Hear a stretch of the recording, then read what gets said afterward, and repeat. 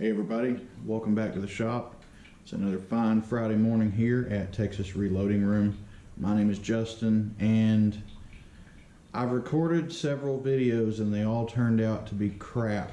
I spent 2 or 3 hours recording a video on drilling and tapping only to find out there was somebody using the gun range behind me and there was an awful noise from one of my machines, so that video is scrapped. But I didn't release a video last week, the week of Thanksgiving, so just figured I'd bring you along here and show you some basic stuff that I do in the shop in the mornings before I actually open.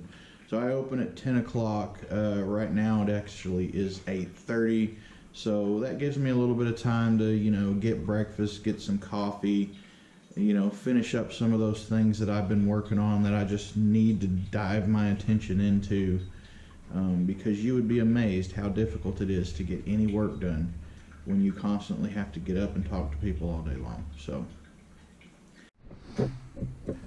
alright, so this work isn't going to take very long at all. There's some Ruger target pistols. A couple of these are 2245s. You can tell by the different grip angle. 2245 has a standard 1911 grip angle, and this has a much more exaggerated. People like these better for the most part, but I've also got a couple Mark 4s, and I think this other one is a Mark 2, or maybe even a Mark 1. Anyway, when I was cleaning these the other day, we got 6 of them. The springs for the firing pin were damaged in 3 of them, which is showing me that, apparently these springs just become brittle over time. So if you own one of these and you shoot it a lot, I would check that out. And it's super easy to do on the Mark IV. You just got a button back here, push it, take your bolt out, take your recoil spring off, and then push this pin out.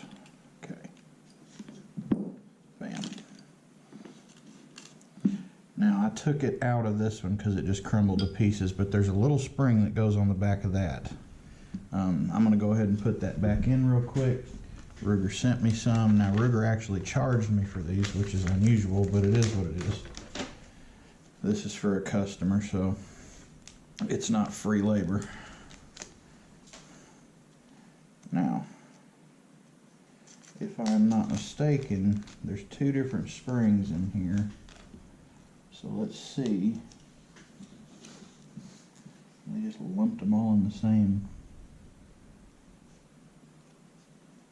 I mean, they all look the same to me. They all perform the same exact function. So what I'm going to do is go ahead and put that in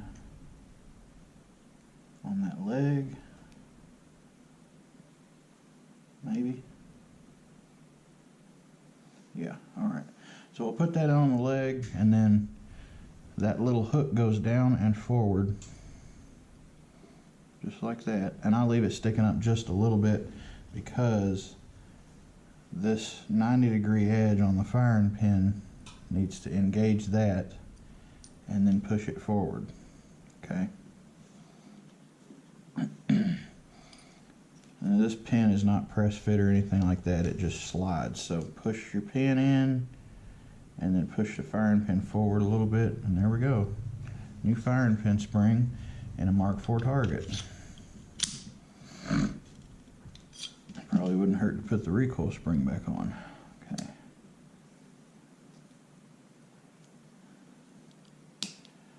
So the Mark IVs are super easy to work on, super easy.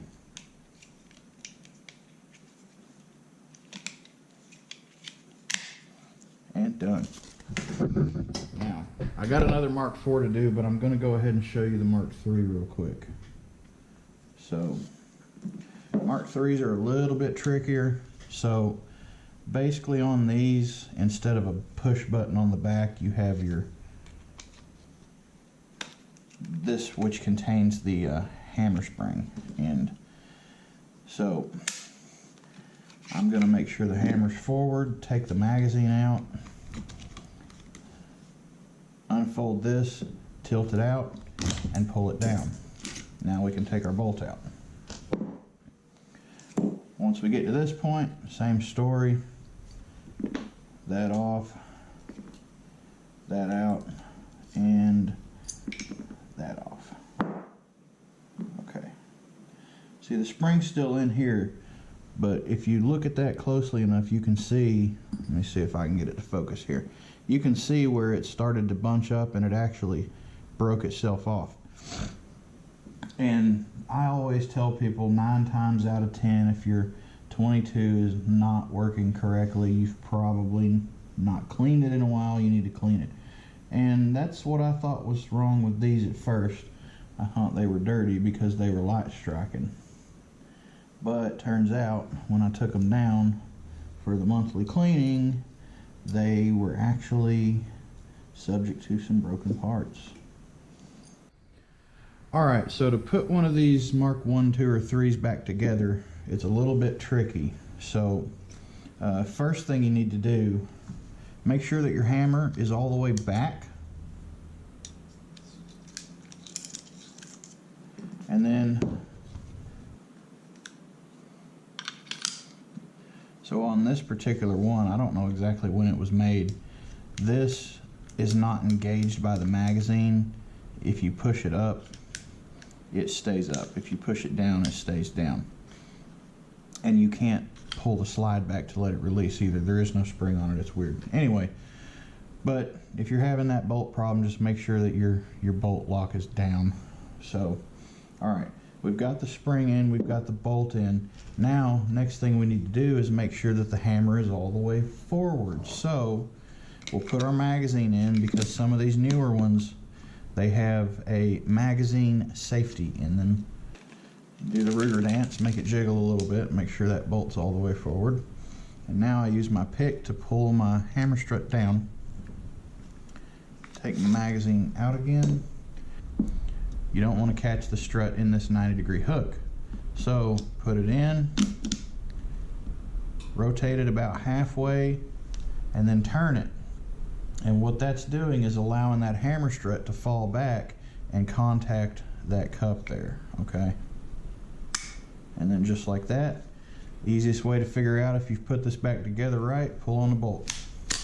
First one pulls the hammer back, and if you can pull it back again, then it's good to go. It's a beautiful day in the neighborhood. Rainy and not sunny at all. But hey, I've got a shop and I have coffee. We are good. Alright, so I want to say right now it's about 9:15, 9:30. The gun store is open. I'm not open yet, but the gun store is open. That means the range next to me is open. So I'm going to go ahead and wrap this up, because there's nothing worse than trying to edit out gunfire behind me. But real quick, you know, one of the things that I was told when I first was thinking about getting into this business is time frames.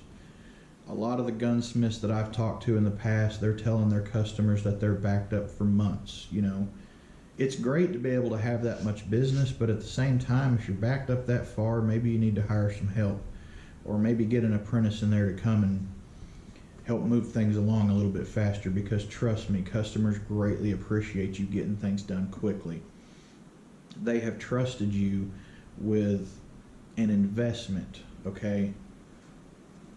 I was told if I can't have something done for a customer within 2 weeks, I'm either in the wrong business or I need to hire some help. Now, that's not counting if you're waiting on parts or something like that. I've got a lot of stuff that's waiting on parts. Nothing that I can do about that. My parts suppliers, most of them are all right, but I've got a few here and there that supply obsolete parts that are just slow. But it's the only place that I can order stuff. So anyway, I'm going to go ahead and close it up before people come down here and start shooting. And if there's anything you guys would like to see me show you how to do, let me know down in the comments below, and I'll do my best to get around to that. There's so much stuff that I can show you in here. But thanks so much for watching, guys. It's really a pleasure to have you all coming in here hanging out with me. And I promise I'll get to some more hands-on detailed stuff very soon. But until then, I'm going to go to work. I'll see you guys in the next video.